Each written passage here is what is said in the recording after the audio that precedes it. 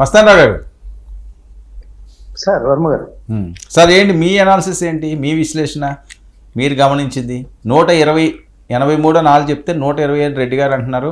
ఇవన్నీ ఏవో అని ఆయన ప్రాసలో కేఎస్ ప్రసాద్ గారు కూడా ఆయన స్టైల్లో ఏవో చెప్పుకొచ్చారు. ఈ మాలినవి ఆ మాలినవి ఇవన్నీ ఇప్పుడు ఎక్కడ చెప్తామని. అయ్యేం బూతుమాట కాదులేండి, మీరు కొద్దిగా వెటకారంగా ఉంటుంది కదా మీది. వెటకారంగానే ఉంటుంది. కొంతమందికి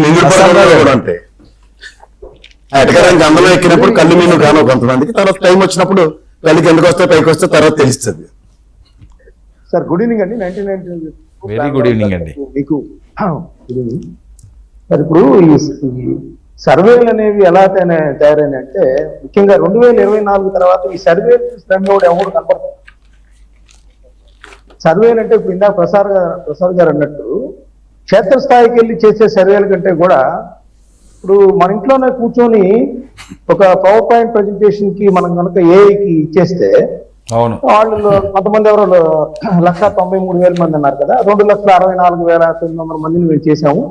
ఇదిగో ఇట్లా ఉంది, ఇదిగో రైతులు, ఇదిగో మహిళలు, ఇదిగో యూత్, ఇదిగో స్టూడెంట్స్, ఇట్లా రకరకాలుగా కొత్త ఓటర్లు ఎలా ఉన్నారు, ఇవన్నీ కూడా వెంటనే వచ్చేస్తాయి ఈ రోజు ఏఐ టెక్నాలజీ ఉన్న నేపథ్యంలో. రెండోది వర్మ గారు, అసలు యాక్చువల్గా 2024 ముందు చూసుకున్నాం అంట. అసలు మూడు ఎలా ఉంది చెప్పండి. వైఎస్ఆర్సీపీ తిరిగి అధికారంలోకి వస్తుందని దాదాపు 22 నుంచి 24 సర్వే సంస్థలు చెప్పేసాయి. కేవలం ఒక 8, 9 తెలుగుదేశం పార్టీ కూటమి అధికారంలోకి వస్తుందని చెప్పింది. బట్ వాస్తవంలో ఏమైంది? సార్ జగన్మోహన్ రెడ్డి గారి నమ్మకమే తీసుకుంటే వైనాట్ 175 అనేది వెళ్ళిపోయారు. నిజానికి ఆయన చాలా కాన్ఫిడెంట్ గా ఉన్నారు.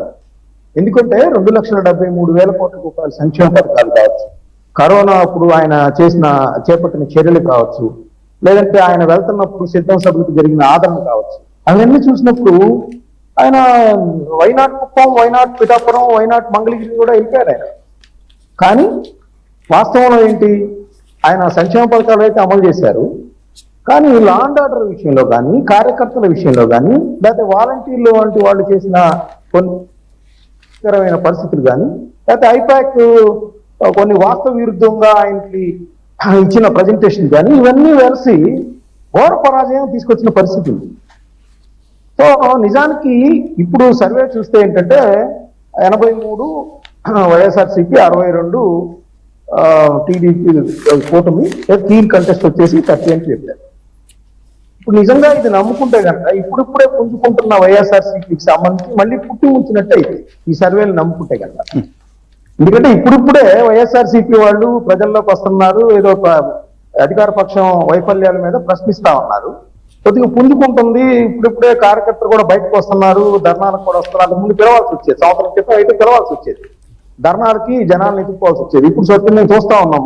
మన డిఎస్సికి సంబంధించి కొన్ని రోజుల పాటు జరిగినా కూడా ఏ విధంగా కార్యకర్తలు వస్తున్నారు ముందు, ప్రజలు లేదా తటస్థంగా ఉండేవాళ్ళు వస్తున్నారు, లేదా పక్కన పెట్టారు. కార్యకర్తలు అయితే మళ్ళీ జగన్మోహన్ రెడ్డి గారి నాయకత్వం మళ్ళీ పుంజుకుందనే ఒక నమ్మకంతో ముందుకు వస్తున్న పరిస్థితి. అలాంటి సందర్భంలో స్థానిక సంస్థల ఎన్నికలు రాబోతున్నప్పుడు ఇట్లాంటి సర్వేలను కనుక నమ్ముకుంటే ఖచ్చితంగా వైఎస్ఆర్సీపీ చతికిల పడే అవకాశం కనిపిస్తా ఉంది. సర్వే సంస్థల కంటే కూడా క్షేత్ర స్థాయిలో ప్రభుత్వ వైఫల్యాలను ఎంతవరకు నిలదీశాం. ఇప్పుడు లా అండ్ ఆర్డర్ సిచ్యువేషను, లేదంటే ఆరోగ్యశ్రీ, ఫీజు రియంబర్స్మెంట్, లేదంటే పంటలకి గిట్టుబాటు ధరలు, సో ఇవన్నీ వరుసగా చూస్తూ ఉంటే ఏ విధంగా ఉంది, ప్రభుత్వం దగ్గర కొంత వైఫల్యం కనిపిస్తా ఉంది. 11 నుంచి కూడా కొంత మెరుగుదల, ఒక 30-40 నియోజకవర్గాల్లో. ఎందుకంటే జగన్ గారు అనేకమైన సంస్థలను తెచ్చారు, 80 మంది సీట్లు మార్చేశారు, మంత్రులను పక్కన పెట్టారు, 2.5 ఏళ్ల తర్వాత మంత్రులను పక్కన పెట్టారు. మళ్ళీ ఆయన తనదైన సర్వే, చెవిరెడ్డి భాస్కర్ రెడ్డి గారు కాదు, సాక్షి టీవీ అయితే సాక్షి పేపరే కాదు, ఇంకా ఆయన సొంత సర్వే కూడా చేయించుకున్నారు. ఇన్ని చేయించుకున్నా అన్ని కూడా ఎగ్నెస్ట్ వచ్చిన పరిస్థితి.